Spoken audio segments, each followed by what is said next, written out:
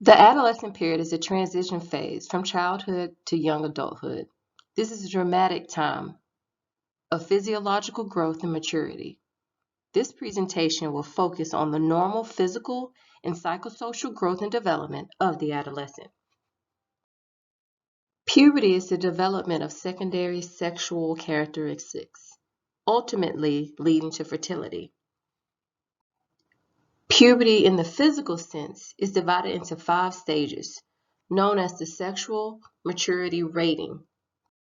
This is also known as Tanner stages. Puberty occurs on a continuum and is individualized in the timing and the speed of the adolescent. So let's begin with the Tanner staging of a female. During this time of puberty, ovaries start to increase in size. Thelarch, which is breast budding, so when the female starts to develop breasts, this typically starts around the age of 9 or 10. However, puberty is individualized, so this thelarch can range anywhere from 8 years to 13 years of age. Typically in African American females, they'll start thelarch around 9, and Caucasians will start around 10. Females have rapid linear growth, so you'll know that prepubertal, kind of in the early stages of puberty, around 4th, 5th grade, the girls are taller than the boys. By 15 years of age, most females complete their linear growth. Adrenarche is the appearance of pubic hair, so this typically starts around 11 and a half years of age. And menarche is the first period. This starts around 12 and a half, but it can have an onset that ranges from 9 to 15 years, and it depends on the ethnicity, socioeconomic status, nutritional status. Like I said, puberty is very individualized, so there's a lot of factors that go into when a female will start certain things. Here we just have a thelarch, or breast development, breast budding in the Tanner staging.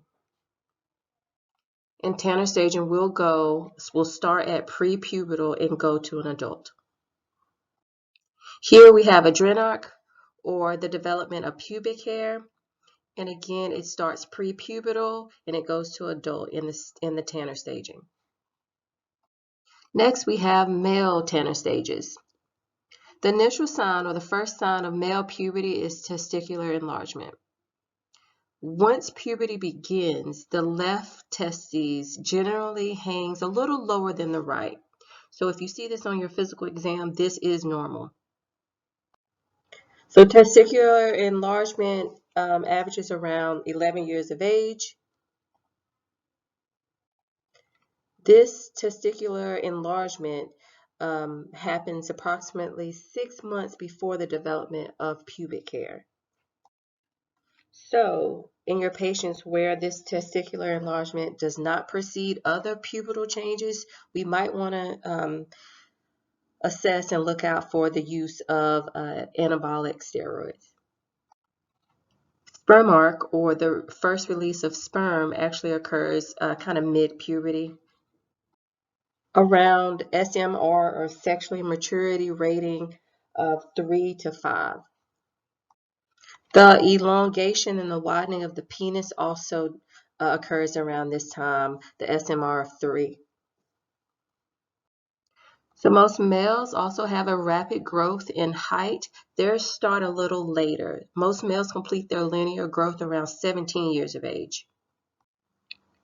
So around sexual maturity rating 4, SMR 4, or Tanner stage 4, pubic hair will develop in the male.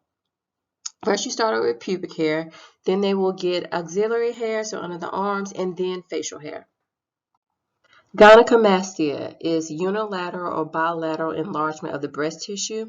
So this is a very common unwanted thing that happens in males. This is just due to a large rush of hormones just kind of happening at once, so they will get this. Just reassure them that it's benign, there's no issue, they are completely normal, and this will resolve with a few months, maybe like 12 to 18 months, it'll completely go away. If it does persist, if gynecomastia does persist, then you want to just assess them for any alcohol use or steroid use or even drug use. Here I have the normal male genitalia development and Tanner staging. So when an adolescent transitions from childhood to adulthood, they should achieve certain developmental milestones that's going to help them have a sense of belonging in a group. So friends are super important. Their friend group is important to them. They need to acquire skills. They need to develop a sense of self-worth, and they need to have at least one reliable relationship with another person, and they have to demonstrate cognitive potential. So a developmental milestone that must be met in the adolescent time period is knowing that the adolescent's family relationship will change. They are no longer the small, innocent child that just hangs on the parents' every word and just thinks that the parents know everything. That relationship has changed. So they're more abstract thinkers. So arguing or having debates with parents are kind of the norm. So there may be parent conflict on maybe hairstyles, clothing, household chores, curfew, cell phone use, social media use. All this is expected and it's going to be normal. So we just need to let parents know that this is a complete normal part of adolescence. However, it shouldn't be all the time. It shouldn't be one crisis after another. That's a cause for concern. And here I have listed cognitive changes that happen with the adolescent. Like I said, they're just more abstract thinking, more abstract reasoning. They do have a consideration of values. They have a concept of good and evil. There is an awareness of contradiction, so you have to be careful. Parents need to be careful when we tell our adolescents not to do something, but yet they see parents do something. So just educate parents on that. And they have a significance of their own place in time and future. Emotional changes of adolescence. So hormones, those raging hormones, they cause changes, and it's different for males and females. So in the males, they have increase in testosterone. So with this, they may experience sadness, anxious feelings, acting out, aggressive behavior. And with testosterone, they're going to have some physical changes. Boys with more adult-like bodies are kind of put in more leadership positions. They're seen as more attractive and popular compared to the less mature male who may be smaller than their peers. This may lead to some insecurities and maybe even subject to bullying. When it comes to girls, this is an awkward time. They're just very awkward and feel insecure, and they don't feel attractive as their bodies are maturing and their bodies are going through all of these changes. Some girls may have this ideal of beauty in their head, in which makes them want to lose weight, and this puts them at risk for eating disorders. As the female's body matures, they may start getting attention from older boys. And this is a kind of dangerous time because their physical maturity does not match their age or emotional maturity. So this will put them at risk for early sexual activity, dating abuse, depressive symptoms, and antisocial behavior. The same thing can be said for the boys. Early maturing males and females, they both demonstrate more risky behaviors. And again, with emotional changes, the adolescent time is a very selfish time. It is all about them. So they have this sense of imaginary audience where everyone is thinking about them, everyone is talking about them. The smallest thing, maybe it's a pimple, but everyone sees that pimple. They also have a personal fable where they are just special. Rules don't apply to them. They overthink. They may think that more complicated than things really are. And they have a parent hypocrisy where rules apply differently to them than anyone else. So how do we assess our adolescent patient? Developmental issues must be discussed privately. So I always recommend interviewing the adolescent alone and away from parents. The nurse practitioner should start this process sooner in adolescence rather than later. So when you have those kind of, 11, 12-year-olds, kind of just start speaking directly to them. Ask them questions. See how much they know. Kind of put all of your attention onto them where we're getting them to talk to us. And then once they develop that rapport with you, and they're comfortable, then you can ask parents to leave the room. When we are speaking to our adolescent patient, we want to demonstrate respect by using appropriate body language. We want to actively listen. We want the adolescent to know that what they are telling us and what they are sharing with us is important, and that we're not judging them, and that we are working together to achieve the healthiest outcomes as possible. So once that trust is there, the adolescents will just tell us everything. So we do want to explain general confidentiality, that we will not share information that the adolescent tells us unless they give us permission to share the information with family or parents, or unless the health of the child or others is compromised. So we're talking suicide, violence, eating disorder. We'll also need to explain to them limited confidentiality, that providers are mandated to report things required by their state law when it comes to sexual abuse. And the practitioner should focus their assessment on physical development, body measurements, SMR ratings or Tanner staging as well. Here are the routine or the universal screenings recommended for the adolescent patient. This was gathered from the Bright Futures. So here we have the selective screening assessments for adolescents. So when it comes to doing your assessment, we want to assess their cognitive development. We want to focus our questions on their school attendance and their school performance. Do they have any career goals? When it comes to social and emotional development, we want to just really question their peers and their friend groups. And when it comes to their parent assessment, we want to assess just their relationship. We know the relationship with their family and parents have changed, but is there any sort of strain? And if there is strain, we want to see if we can teach kind of balance and compromise. If not, we need to kind of dig deeper into that to see what's going on. To further discuss anticipatory guidance of the adolescent time period, we want to break down adolescence into the 3 phases. Early adolescence is ages 11 to 14 years of age. Early adolescence can be a difficult adjustment period. The adolescent is experiencing rapid changes, not only physically, but cognitively and in all parts of the child's life. Their physical development and Tanner staging will vary widely. When it comes to cognitive development, daydreaming is common. And at times, their cognitive skills may not keep up with their physical changes.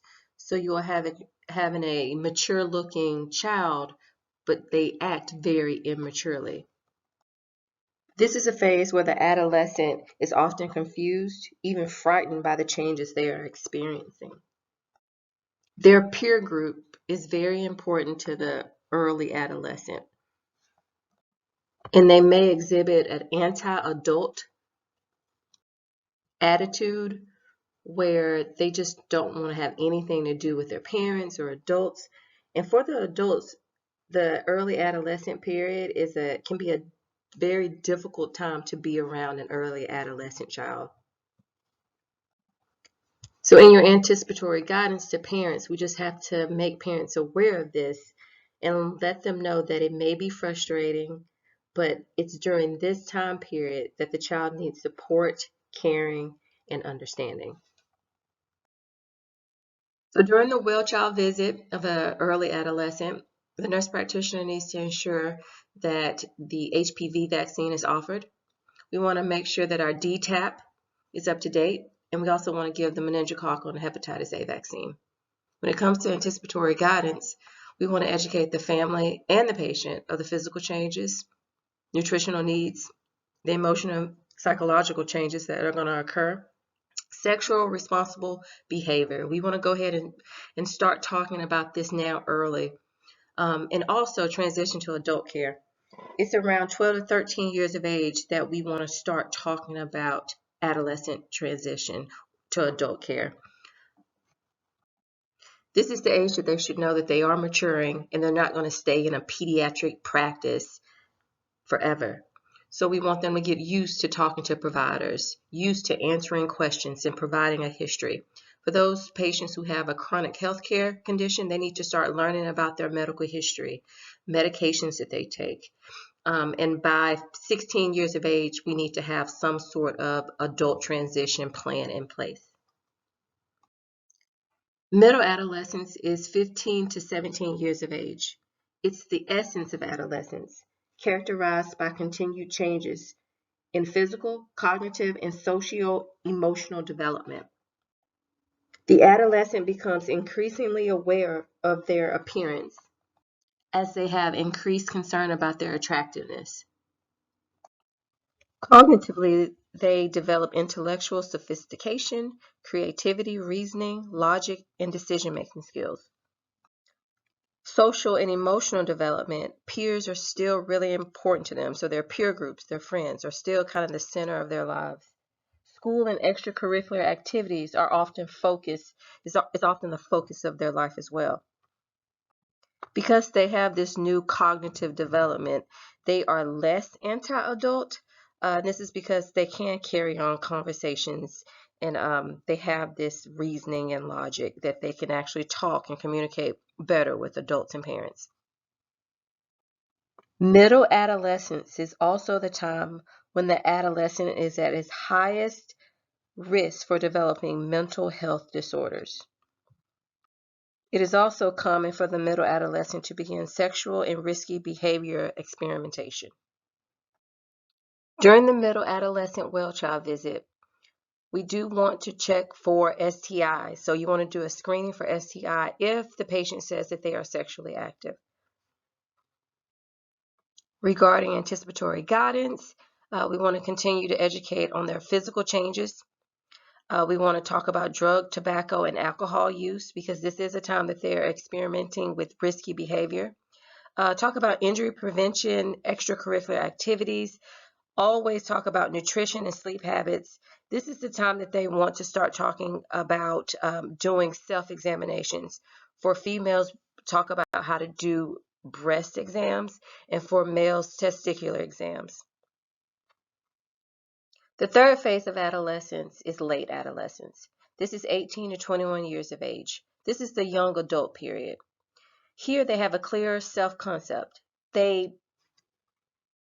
have a good idea of who they are, and they have plans and goals for their future. Their physical development is typically complete, though some may still continue to develop into their early 20s.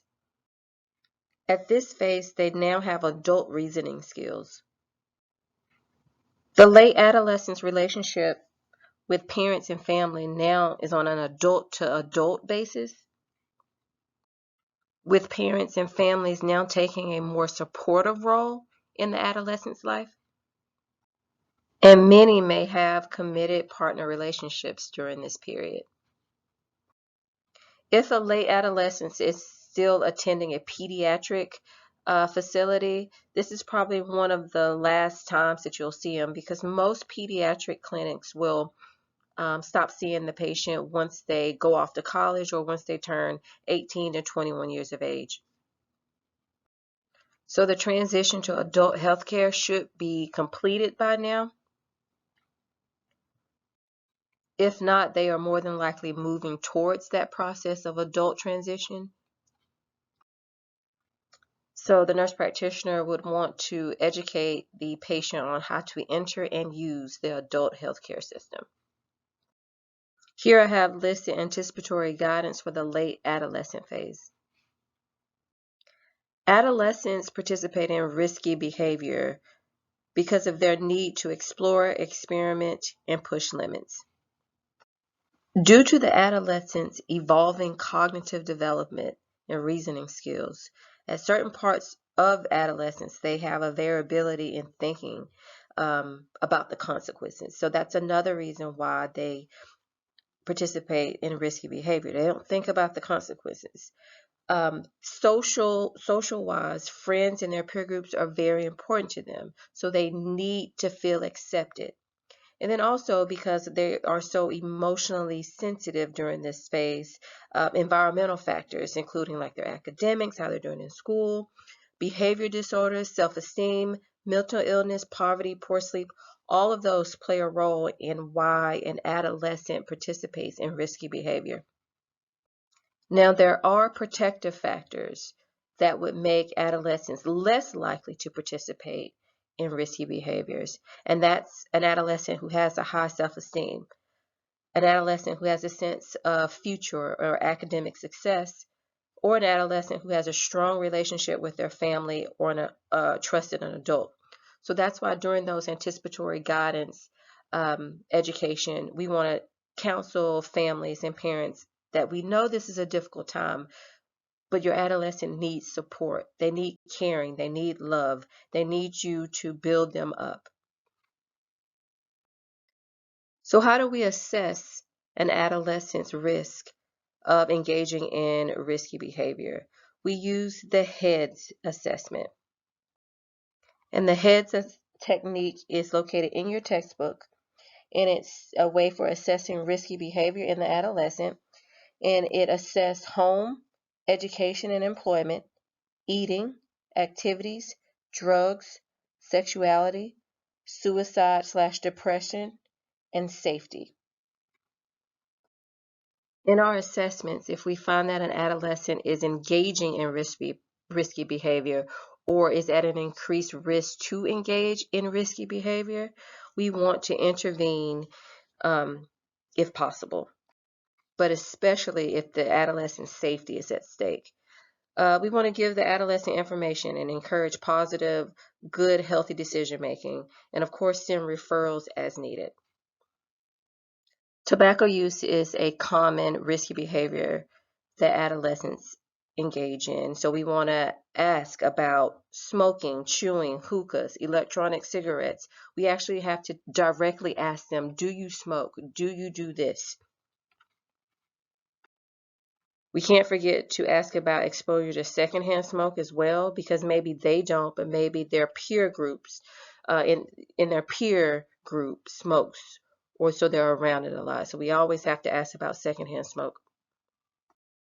So primary prevention is best when it comes to tobacco use. So this is when we want to start talking to our young adolescents. So we're talking to them in that early phase, if not even in that later school age phase, where we're like, smoking is not healthy. It's not healthy for you. It's not healthy for those around you. So primary prevention is best. If they just know that it's not healthy, some of them don't do it. If they are doing it or if they've started to do it, then we always want to provide our succession techniques. And then, of course, we can always be an advocate for our adolescent patients and lobby to have smoke-free zones in schools and buildings, and lobbying to make tobacco products more expensive or less appealing to our adolescents. Another form of risky behavior is non-suicidal self-injury. This is when a adolescent is engaged in scraping of their skin, hitting themselves, burning themselves, picking at things on themselves, or cutting themselves. So what happens is the adolescent has a negative emotion. And in order to get rid of that negative emotion, these negative feelings, they hurt themselves, they injure themselves. Injuring themselves releases this negative emotion that they're having. So they have a sensation of positive feeling with an activity of cutting or burning or hitting themselves. This behavior can impair interpersonal relationships. So they may kind of Be a loner, not around a lot of people, because it will affect interpersonal relationships. They don't want people to know that they're doing this, because they do it often. They have this desire to engage in this activity just to make them feel better. So in our assessments, we have to ask them directly, do you have any experience, any past experiences with self-injury? Do you ever hurt yourself in order to relieve the pain or relieve the stress or the tension? We have to ask them directly. In our physical exam, we're looking at the skin. We're looking for those cut marks, those bite marks, those burn marks. And if we find anything, we want to refer to a mental health professional. Social media use is another form of risky behavior that the adolescent may engage in. We know social media is out there, and we know our adolescent patients have all the access to all of these different social media platforms. So we have to ask, we have to assess, are they being bullied? Are they having harassment on sites? Are they sexting? Are they meeting strangers through online profiles? We have to ask these questions. We also want to ask about the time they are spending on social media platforms. Are they able to take a break from it? Do they think that they're addicted? When they are not on it, do they have depression or social withdrawal? So these are things that we have to discuss when we're gathering history from patients, but also from parents as well. When managing our adolescent patients on the risky behavior of social media use, try to use a non-judgmental approach. We have to remind the adolescent about the permanence of online images and communication. And this may be hard for some of our adolescents to understand because of their lack of reasoning skills and cognitive development. They don't think consequences apply to them. But we just have to keep reminding them that even though they think, yeah, it only lasts a few minutes on Snapchat, it's still out there. Someone has still seen it. And of course, we just have to educate our parents that their adolescents need supervision when it comes to these social media platforms.